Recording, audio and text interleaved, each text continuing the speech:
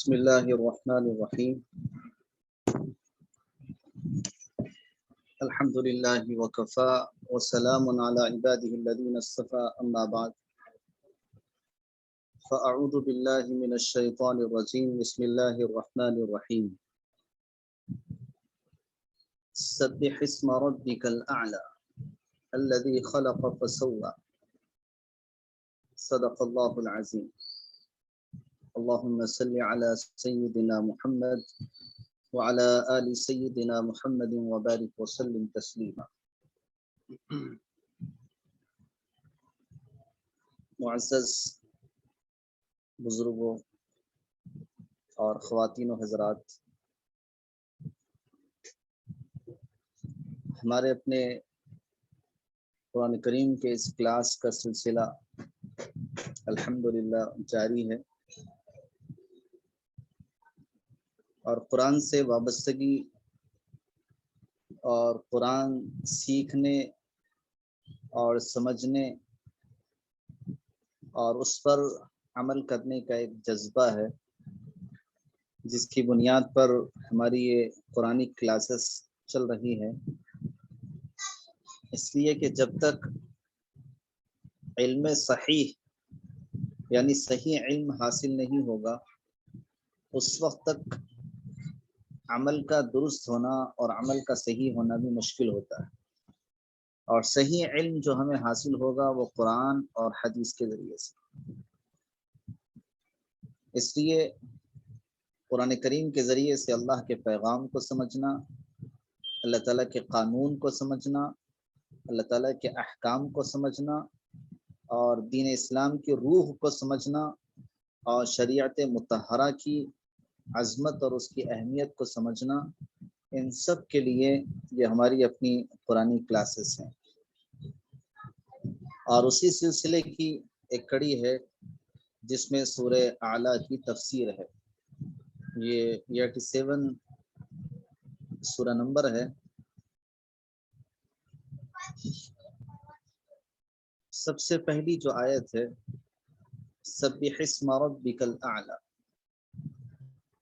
اور اسی اعلیٰ کے ذریعے سے اس سورہ کا نام رکھا گیا ہے. اعلیٰ کے معنی آتے ہیں بلندی، اعلیٰ کے معنی آتے ہیں برتر، اور اعلیٰ کے معنی آتے ہیں عظیم الشان اور عالی شان. اس کو اعلیٰ کہتے ہیں. سبح اسم ربک الاعلی، گرامیٹیکلی اگر اس کو دیکھا جائے، سبح اس کو امر کا صیغہ کہیں گے، یعنی اللہ تعالیٰ حکم دے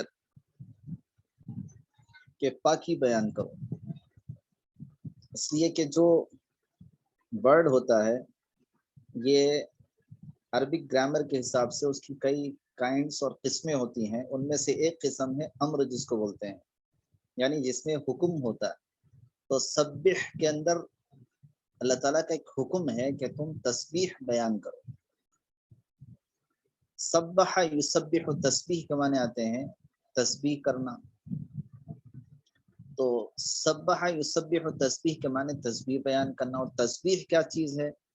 جس سے سبحان کا بھی لفظ نکلا ہوا ہے، یعنی پاکی بیان کرنا. تسبیح کے معنی آتے ہیں اللہ کی پاکی بیان کرنا، اللہ کی تقدیس بیان کرنا. ان معنی کے لیے تسبیح کا لفظ استعمال کیا جاتا ہے. لیکن آگے چل کے اس تسبیح کے لفظ کو کئی چیزوں میں استعمال کیا جانے لگا.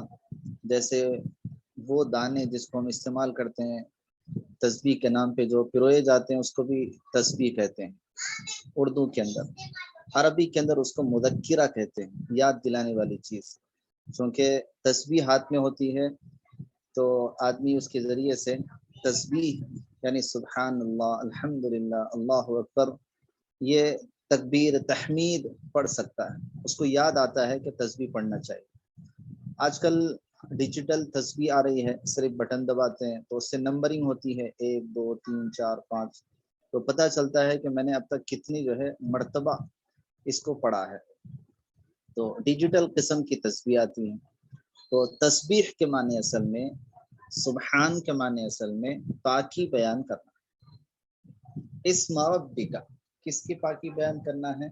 اسم کے معنی آتے ہیں نام، ربک آپ کے رب کے نام کی، الاعلی اعلی جو ہے یہ رب کی صفت ہے، یعنی اس رب کے نام کی تسبیح بیان کیجئے، اعلی جو عالی شان ہے، جو برتر ہے۔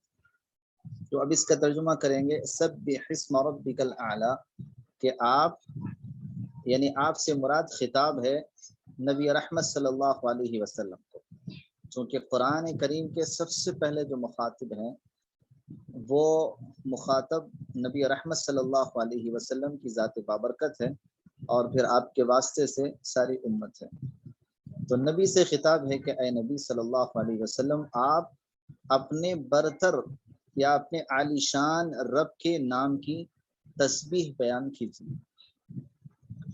تو تسبیح کے معنی آتے ہیں پاکی بیان کرنا۔ پاکی کس چیز سے؟ تو ہمارے ذہن پاکی کا مطلب اور مفہوم یہ ہے کہ کوئی ناپاکی لگ گئی، کوئی نجاست لگ گئی یا کوئی گندگی لگ گئی تو اس کو پاک کرنا، یہ عام طور پر ہماری اپنی بول چال میں اس کو استعمال کیا جاتا ہے، لیکن یہاں پر یہ مفہوم نہیں ہے، بلکہ یہاں پاکی بیان کرنا مقصد یہ ہے کہ اللہ تعالیٰ کے ساتھ کسی کو شریک نہ کرنا، یعنی وہ اللہ پاک ہے ہر قسم کے نقائص یعنی کمی کوتاہیوں سے، پاک ہے ہر قسم کے عیب سے، پاک ہے ہر قسم کے شرک سے، یعنی ان کا کوئی شریک نہیں ہے اور ان کا کوئی پارٹنر نہیں ہے اور ان کے اندر کوئی عیب نہیں ہے اور ان کے اندر کسی قسم کی کمی اور نقص نہیں ہے۔ تو یہ پاکی بیان کرنا اس کو کہا جاتا ہے سبحان۔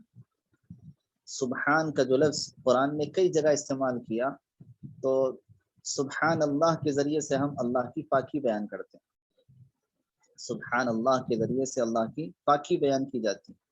تو اللہ کی جو پاکی بیان کی جاتی ہے، تو پاکی بیان کرنے کا مفہوم اور مقصد ہے یعنی اللہ کی ہر قسم کے شرک سے اور ہر قسم کی بت پرستی سے اور ہر قسم کے اللہ کے ساتھ کسی کو شریک ٹھہرانے سے پاکی بیان کرنا، یعنی اللہ کی ذات بالکل پاک ہے، اللہ کے ساتھ کوئی شریک نہیں ہے، ان کا کوئی ساجھی نہیں ہے اور ان کا کوئی پارٹنر نہیں ہے، تو اس کو کہتے ہیں سبحان۔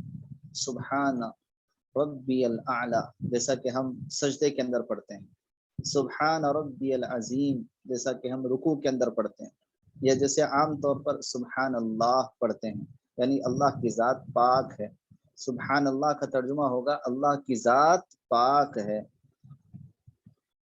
یہاں پر اگر ہم اس کے اندر تھوڑا سا ڈیپتھ میں جائیں، تھوڑی سی گہرائی کے اندر جائیں، تو جب یہ سبح اسم ربک الاعلی آیت کریمہ جب یہ نازل ہوئی، حضرت عقبہ بن جوہنی رضی اللہ تعالیٰ عنہ، عقبہ بن عامر جوہنی رضی اللہ تعالیٰ عنہ کی روایت ہے کہ جب یہ آیت کریمہ نازل ہوئی تو اللہ کے نبی صلی اللہ علیہ وسلم نے فرمایا کہ اسی آیت کی بنیاد پر سبحان ربی الاعلی اس کو اپنے سجدے کے اندر پڑھ لیا کرو۔ چنانچہ سجدے کے اندر 3 مرتبہ سبحان ربی الاعلی پڑھتے ہیں۔ سبحانہ پاک ہے، ربی الاعلی میرا عالی شان رب، میرا برتر رب، میرا عظمت والا اعلی رب۔ تو اس آیت کریمہ کے نازل ہونے کے بعد اللہ کے نبی صلی اللہ علیہ وسلم کے ارشاد کی وجہ سے اس سبحان ربی الاعلی کو سجدے کی تسبیح بنا دی گئی ہے، اور ہر مسلمان اپنی نمازوں کے اندر سجدے کے اندر دونوں سجدوں میں سبحان ربی الاعلی پڑھتے ہیں۔ تو اس آیت کریمہ کے نازل ہونے کے بعد آپ نے یہ حکم فرمایا تھا۔ ایسے ہی سورہ الحاقہ ہے، اور اس کی جو آخری آیت ہے فسبح بسم ربک العظیم، فسبح آپ تسبیح پڑھیے، بسم ربک العظیم اپنے اس رب کے نام سے جو بڑے عظمت والے ہیں، جو بڑے عظمت والے ہیں۔ تو اپنے رب کے نام کی تسبیح پڑھیے، تسبیح بیان کیجئے جو بڑے عظمت والے ہیں۔ تو سورہ الحاقہ کی آخری آیت کے نازل ہونے کے بعد اللہ کے نبی صلی اللہ علیہ وسلم نے فرمایا تھا کہ سبحان ربی العظیم اس کو اپنے رکوع کی تسبیح بنا لو۔ چنانچہ رکوع کے اندر سبحان ربی العظیم پڑھا جاتا ہے۔ یعنی پاک ہے میرا رب جو بڑی عظمت والا ہے۔ تو رکوع کی جو تسبیح لی گئی ہے وہ سورہ الحاقہ کی آیت کے نازل ہونے کے بعد، اور سجدے کی جو تسبیح لی گئی ہے سبحان ربی الاعلیٰ، وہ اس سورہ کی سب سے پہلی آیت کے نازل ہونے کے بعد۔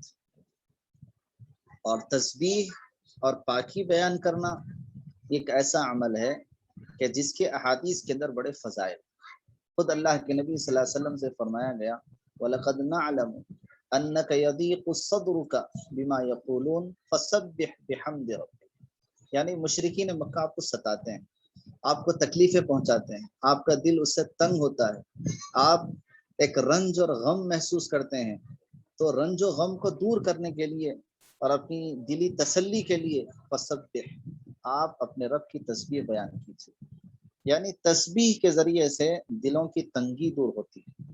تسبیح اور سبحان اللہ کے کہنے سے، یہ اللہ کی پاکی بیان کرنے سے، اللہ کی تقدیس بیان کرنے سے دلوں کے اندر کشادگی پیدا ہوتی ہے، دلوں کی اور قلوب کی روحانیت کے اندر اور ان کی اسپرچویلٹی کے اندر اضافہ ہوتا ہے، ترقی ہوتی ہے۔ اس وقت ایک طبیعتوں کے اندر بے چینی ہے، اور طبیعتوں کے اندر ایک طرح کی اضطرابی کیفیت ہے کہ آدمی کے پاس کھانے کی کمی نہیں ہے، پیسوں کی کمی نہیں ہے، گھر بار کی کمی نہیں ہے، ساری چیزوں کی جو ہے فراوانی ہے، لیکن جس چیز کی کمی محسوس ہو رہی ہے اس کے دل کا سکون، کہ اندر سے آدمی ایک پریشانی کی کیفیت میں، ایک اضطرابی کیفیت کے اندر، ایک تنگی کی کیفیت کے اندر ہے۔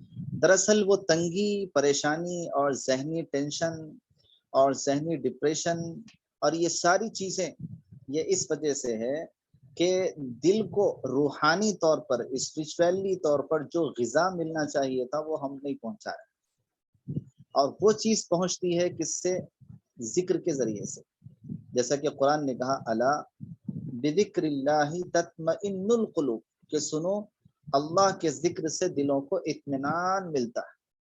تو دلوں پر جو سکینہ اترتی ہے، یعنی سکون جو اترتا ہے، اور دلوں کو جو راحت ملتی ہے، اور دلوں کا جو چین اور سکون اللہ نے جو رکھا ہے وہ اللہ کے ذکر کے اندر رکھا ہے۔ اور ذکر کے اندر کیا چیز آتی ہیں؟ اللہ کی پاکی ہیں، جیسے سبحان اللہ کہنا، الحمدللہ کہنا، اللہ اکبر کہنا، لا الہ الا اللہ کا پڑھنا، لا حول ولا قوت الا باللہ کہنا، یہ وہ تسبیحات ہیں کہ جن تسبیحات کی وجہ سے ہمارے اپنے قلوب کے اندر ایک سکون اور اطمینان کی کیفیت پیدا ہوتی ہے۔ اس لیے اللہ کے نبی صلی اللہ علیہ وسلم نے تسبیحات کے اہتمام کی بڑی تاکید فرمائی۔ حضرت ابو ہریرہ رضی اللہ تعالیٰ عنہ کے پاس آئے، اور وہ ہوا یغرس غرسا، وہ پودے لگا رہے تھے، جیسے پلانٹیشن کا جو کام ہوتا ہے کہ پودے لگانا، جیسے اس وقت بھی بعض حکومتیں جو ہے وہ ہریتا کے نام سے کر رہی ہے کہ تاکہ زیادہ سے زیادہ پودے لگائیں، زیادہ سے زیادہ ہریالی ہو، زیادہ سے زیادہ شادابی اور سبزی ہو۔ تو یہ ابو ہریرہ رضی اللہ تعالیٰ عنہ یہ اپنے پودا لگا رہے تھے۔ اللہ کے نبی صلی اللہ علیہ وسلم نے یہ فرمایا کہ ابو ہریرہ تم کیا کر رہے ہو؟ مل الذی تغرس، یہ تم کس چیز کے پودے لگا رہے ہو؟ انہوں نے فرمایا کہ یا رسول اللہ میں پودے لگا رہا ہوں۔ تو آپ نے فرمایا کہ کیا میں ایسی چیز نہ بتاؤں جو اس پودے سے لگانے سے بھی زیادہ بہتر ہے؟ تو ابو ہریرہ رضی اللہ نے فرمایا کہ یا رسول اللہ بلا، کیوں نہیں، آپ تو بتائیں۔ تو آپ نے فرمایا سبحان اللہ کہنے سے یغرس فی الجنہ، کہ جنت میں ایک پودا لگا دیا جاتا ہے۔ تو بندہ سبحان اللہ کہتا ہے، ایک بندی سبحان اللہ کہتی ہے، اور اللہ رب العزت اس کی وجہ سے جنت میں ایک پودا لگاتے ہیں۔ تو یہ پلانٹیشن جو ہوتا ہے تسبیح کے ذریعے سے وہ جنت میں ہوتا ہے۔ ایک حدیث میں اللہ کے نبی صلی اللہ علیہ وسلم نے فرمایا کہ جب میں معراج کی رات واپس ہو رہا تھا، حضرت ابراہیم علیہ السلام کی جب ملاقات ہوئی تو انہوں نے فرمایا کہ مر امتک فلیکثر سبحان اللہ، کہ آپ اپنی امت کو یہ حکم دیجئے کہ وہ تسبیح کی کثرت کیا کریں، یعنی زیادہ سے زیادہ تسبیح پڑھا کریں، سبحان اللہ الحمدللہ زیادہ پڑھا کریں، اللہ کے نام کی پاکی زیادہ بیان کریں۔ اس لیے کہ حضرت ابراہیم نے فرمایا کہ جنت کی جو زمین ہے وہ بڑی پاکیزہ ہے، بڑی خوشبو والی ہے، اور سبحان اللہ کے کہنے سے اس زمین پر ایک درخت لگا دیا جاتا ہے۔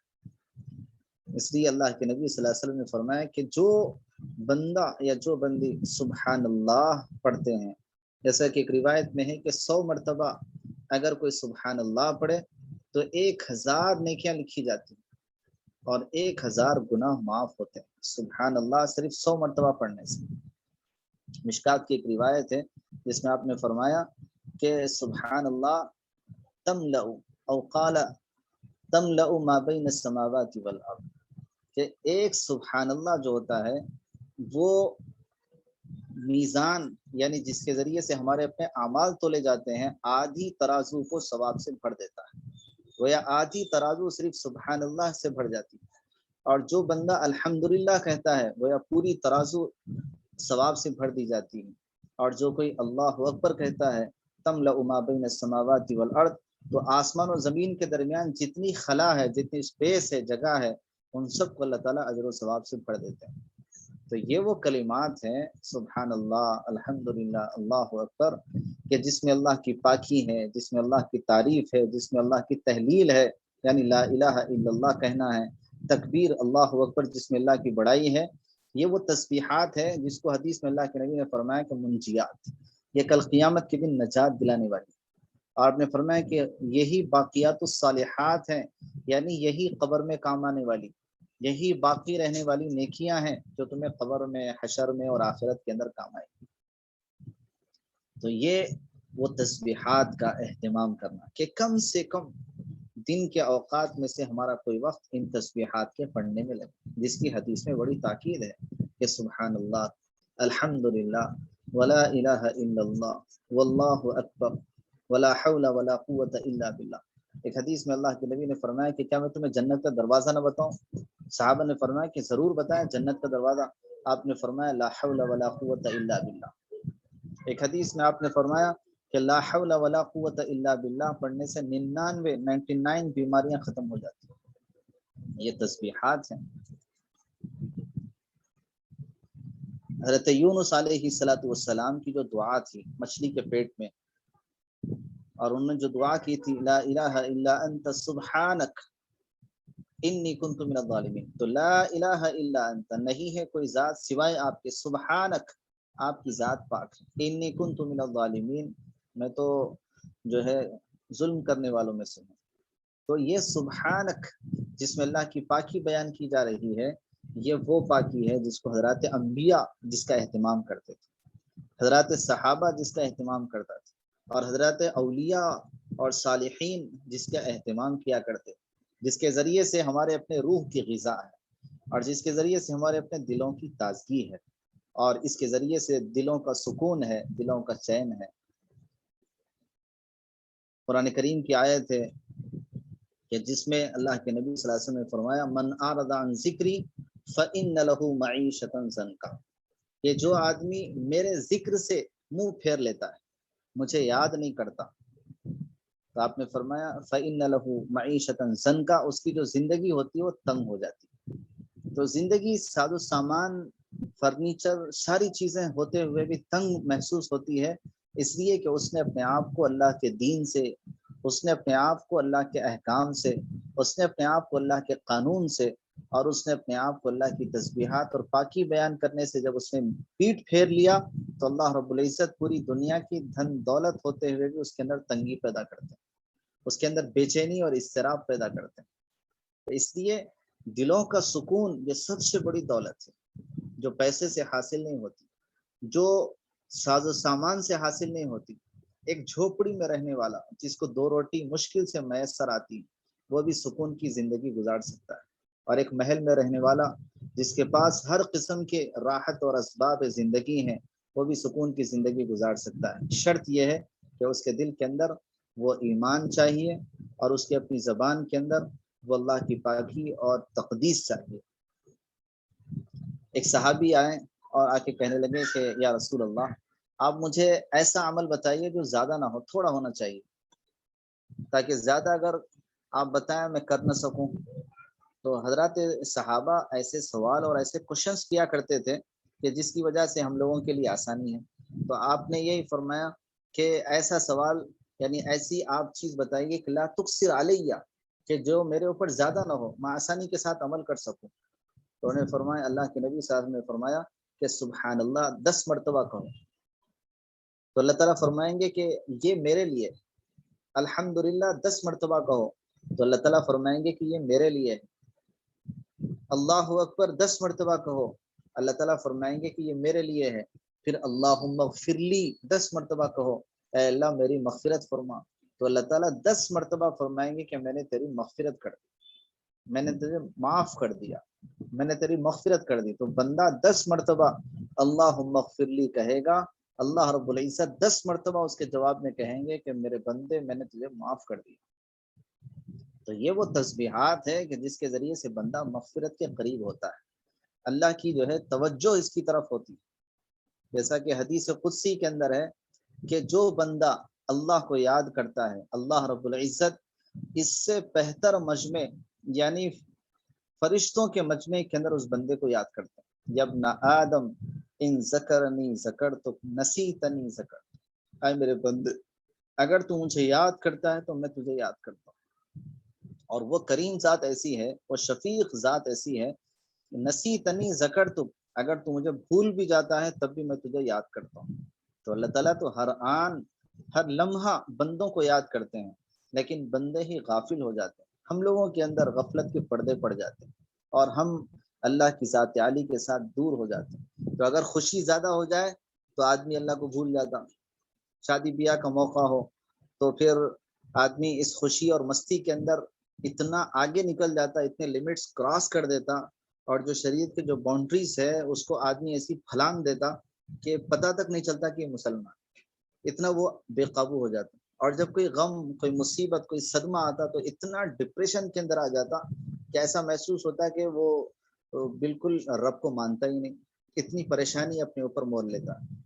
تو یہ آدمی کے اندر اعتدال ہو کہ خوشی میں بھی اللہ یاد آئے اور غم کے موقع پر بھی اللہ یاد آئے، تو جس کی وجہ سے اس کی زندگی صبر کے ساتھ اور شکر کے ساتھ زندگی گزرے. تو سبح اسم ربک الاعلی کے اس سب سے پہلی آیت کے اندر اللہ رب العزت نے یہ پیغام دیا ہے کہ بندے ہر حال کے اندر اللہ کی ذات کو نہ بھولیں، اللہ کے نام کی تسبیح بیان کریں.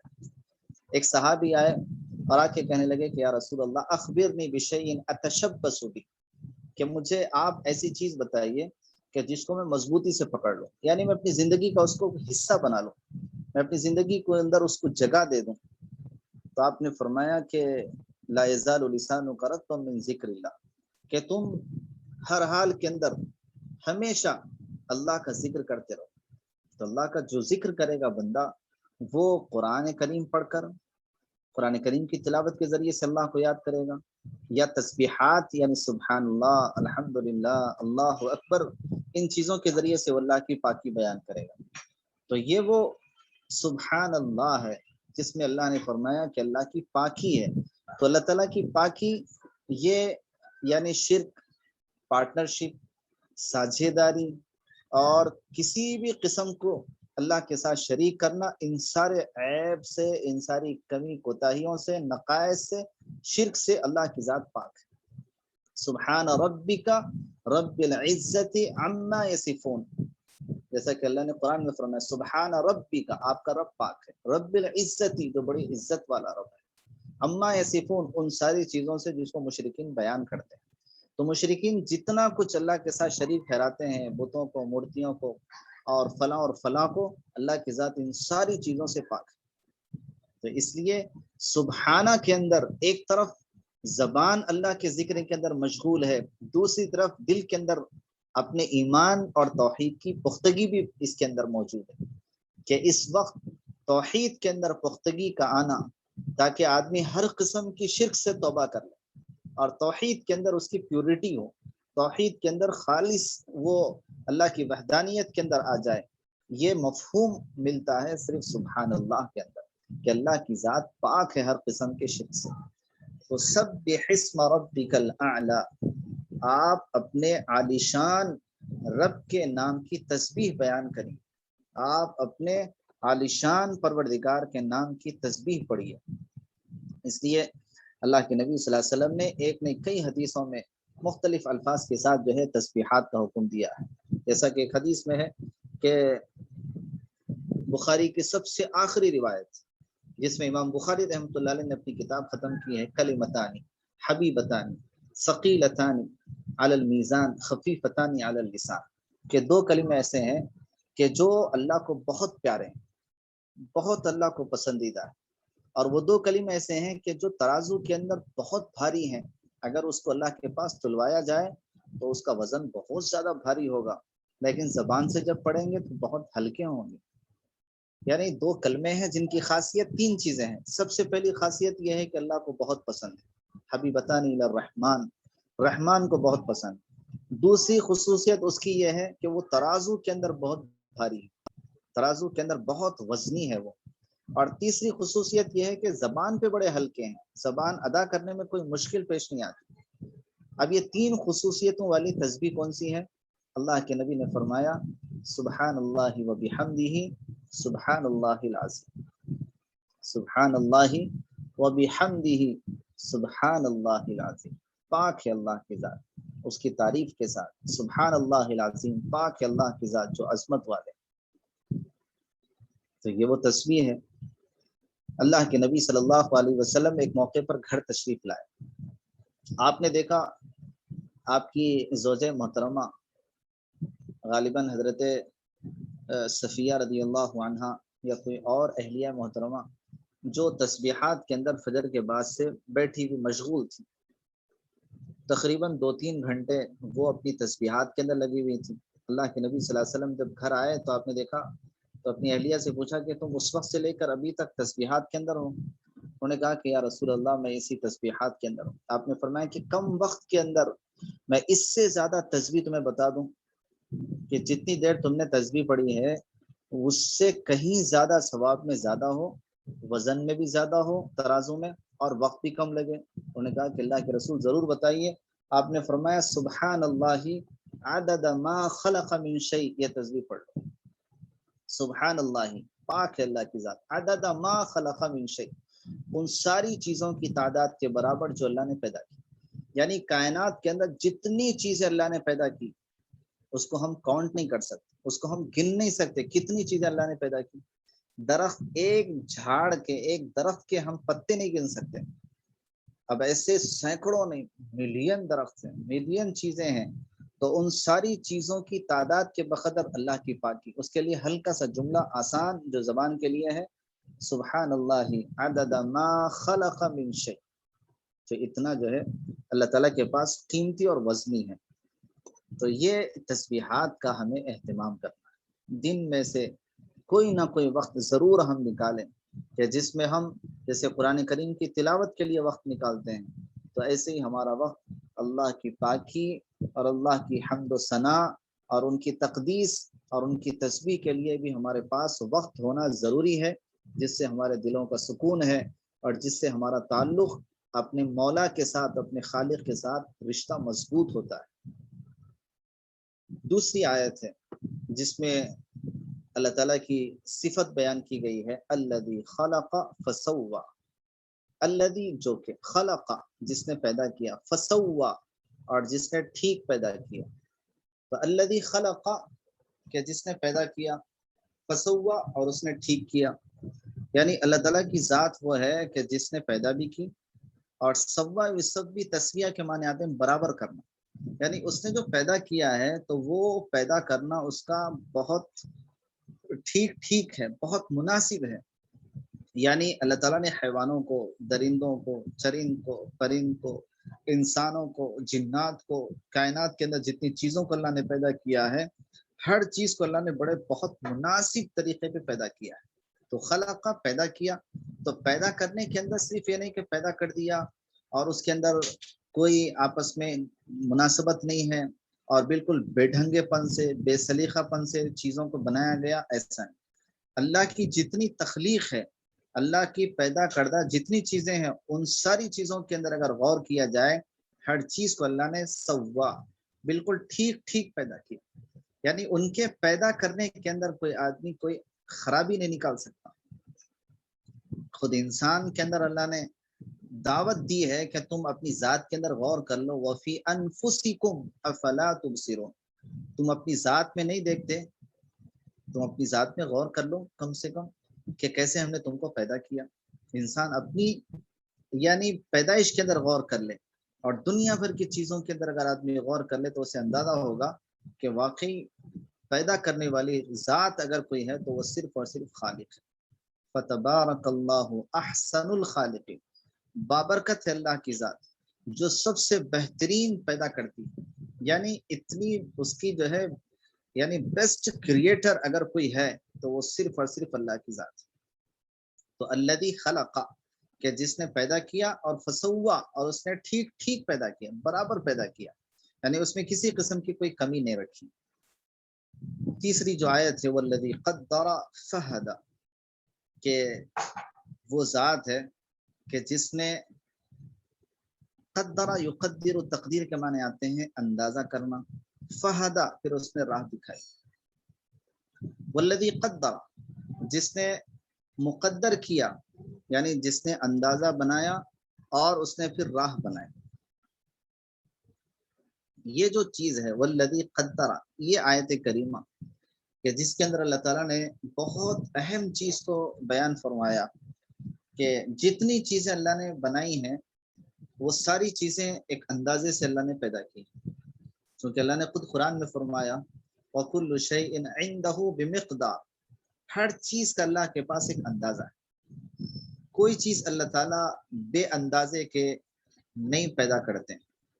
تو والذی قدر، کہ جس نے ایک اندازے سے پیدا کیا، فہدا پھر اس نے راہ بتائی، یعنی انسانوں کو اللہ نے پیدا کیا تو انسانوں کو اللہ نے فہدا ایک راستہ بتایا، اور انسانوں کے لیے راستہ بتایا خیر کا، اور انسانوں کے لیے راستہ بتایا شر کا، کہ خیر پہ چلو گے جنت ملے گی، شر پہ چلو گے نافرمانی پہ جہنم ملے گی، عذابات ملیں گے۔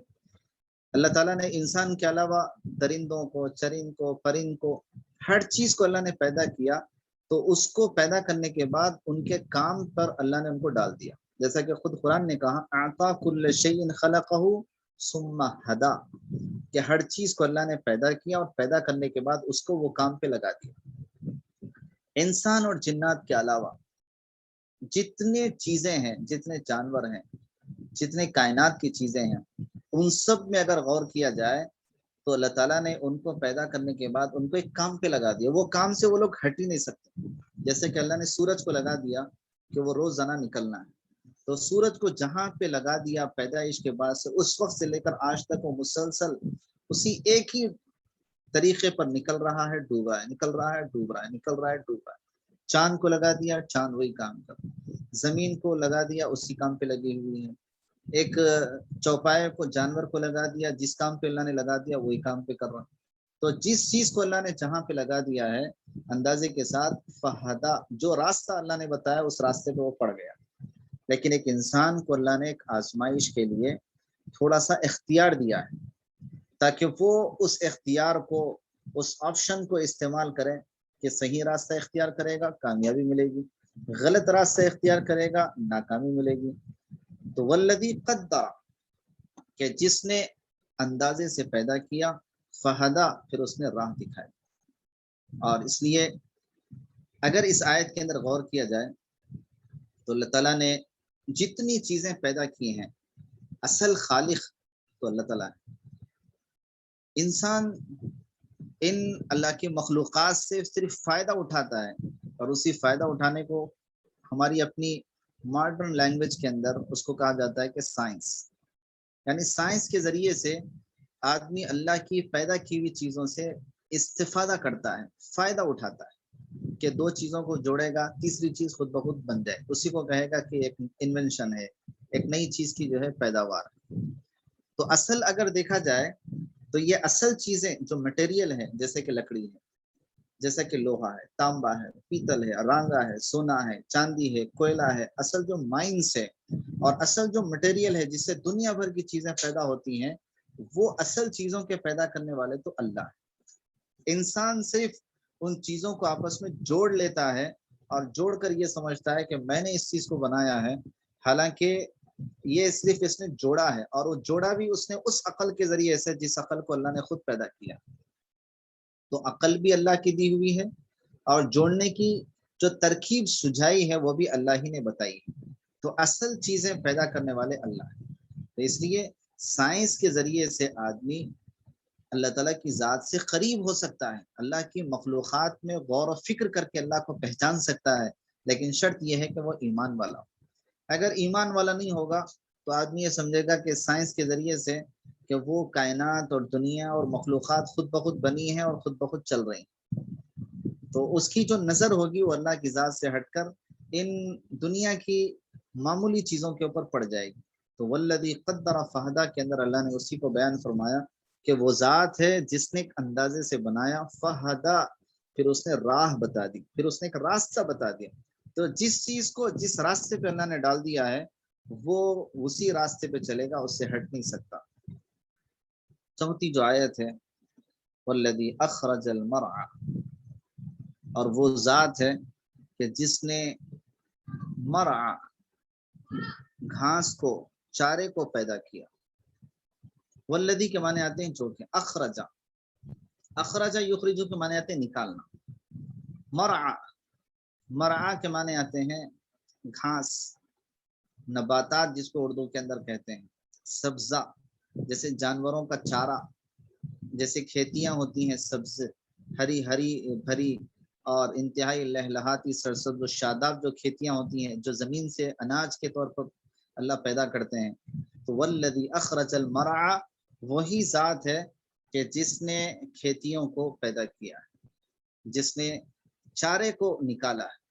تو جس کو جانور استعمال کرتے ہوں یا ہے کہ جس کو انسان اپنی اناج اور پیداوار اور غلے کے لیے اس کو استعمال کرتے ہوں, یا اپنی سبزیوں کے طور پر انسان اس کو استعمال کرتا ہو, ان کو نکالنے والی ذات صرف اللہ ہے. کسان کا کام تو یہ ہے کہ صرف بیج ڈال دیتا ہے, ہل چلا کر زمین ہموار کر کے بیج ڈالتا ہے, پانی فراہم کرتا ہے.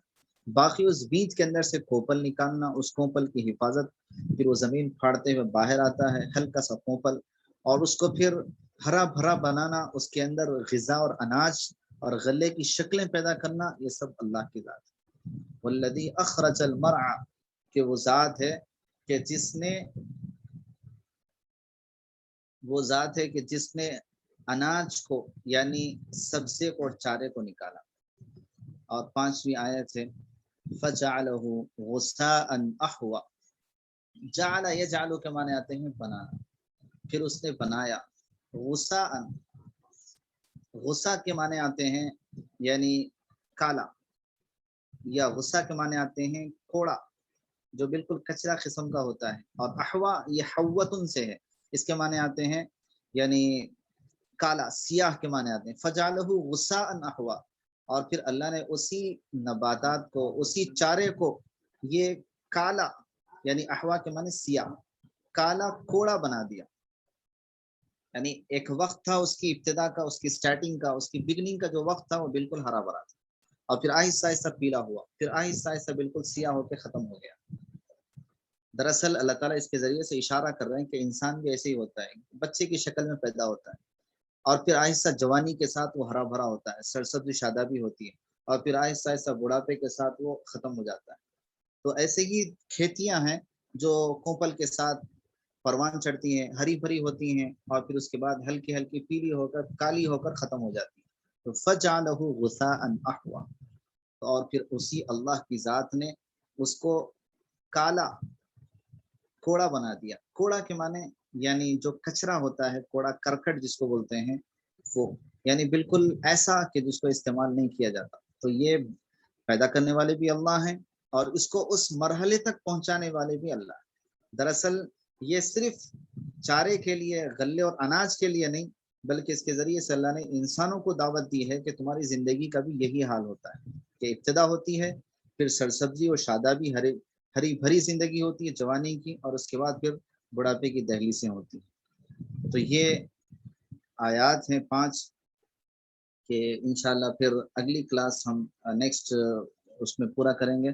تو آج کی جو کلاس ہے اس کا جو کنکلوژن ہے اور جو خلاصہ ہے وہ یہ ہے کہ ہماری اپنی زندگی کے اندر سب سے زیادہ اللہ کے ساتھ تعلق, اللہ کے ساتھ قرب اور نزدیکی, اور ہماری دلوں کا سکون اور دلوں کا جو چین ہے وہ اللہ تعالیٰ نے تسبیحات کے اندر، باقیات الصالحات کے اندر، منجیات جس کو کہتے ہیں نجات دلانے والے اعمال، وہ سبحان اللہ، الحمدللہ، اللہ اکبر، لا الہ الا اللہ، ان کلمات کے اندر اللہ نے ہمارے اپنے دلوں کا سکون رکھا ہے، چین رکھا ہے، قلب کی راحت رکھی ہے کہ بندہ جتنا اپنے رب کو یاد کرتا ہے، رب اس بندے کو اتنا زیادہ یاد کرتے ہیں۔ تو ہمارے جو ہے آج کی کلاس کا سب سے بڑا خلاصہ اور کنکلوژن یہ ہے کہ ہماری زندگی کے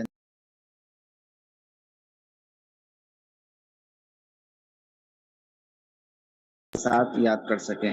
اللہ رب العزت سے دعا ہے اللہ تعالی ہمیں ان تسبیحات پر استقامت نصیب فرمائے، اور اس کے اہتمام کی اللہ نے ہمیں توفیق عطا فرمائے، جس کا حدیث کے اندر بڑا ذکر ہے اور ترغیبات آئی ہیں۔ اسی پر ہم اپنی کلاس کو ختم کرتے ہیں۔